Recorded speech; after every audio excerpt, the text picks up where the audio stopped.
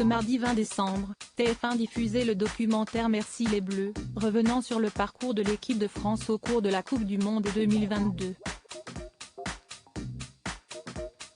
Une occasion pour les téléspectateurs de découvrir les coulisses de la compétition.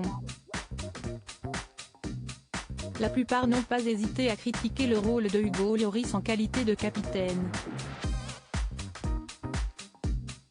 Si est une défaite que les amateurs de football français ont encore du mal à digérer.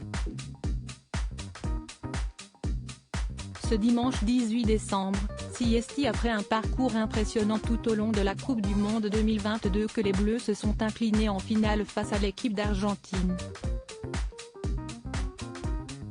Une terrible déception pour Didier Deschamps et ses joueurs.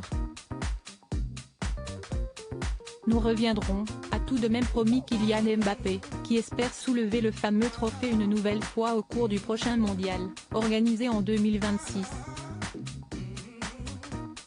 Heureusement, le célèbre attaquant de l'équipe de France peut compter sur le soutien de ses supporters et ceux de ses camarades. Ces derniers étaient d'ailleurs nombreux à s'être déplacés sur la place de la Concorde pour accueillir les sportifs à leur retour du Qatar.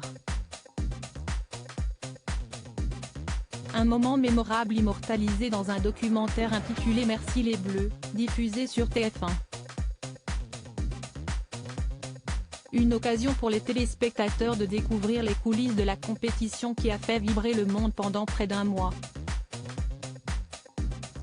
Merci les Bleus, les internautes critiquent Hugo Lloris dans ce documentaire, les téléspectateurs découvrent comment Didier Deschamps et ses joueurs se sont organisés pour livrer d'impressionnantes performances jusqu'à la finale de la Coupe du Monde 2022. Stratégie, discours de motivation, témoignages des joueurs, tout a été filmé pour le plus grand plaisir des amateurs de ballon rond. Des images des vestiaires ont également été montrées, et le moins que l'on puisse dire est que Raphaël Varane met un point d'honneur à régulièrement motiver ses collègues.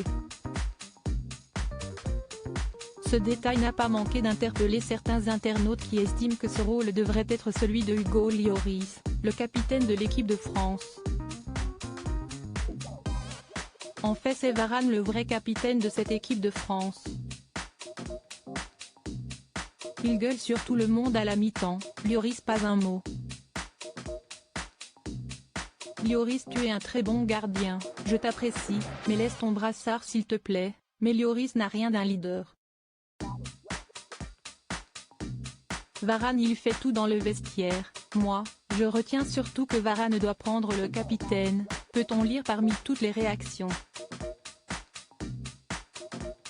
À voir désormais si Didier Deschamps compte prendre ces remarques en compte, si toutefois il prolonge son contrat avec la FFF.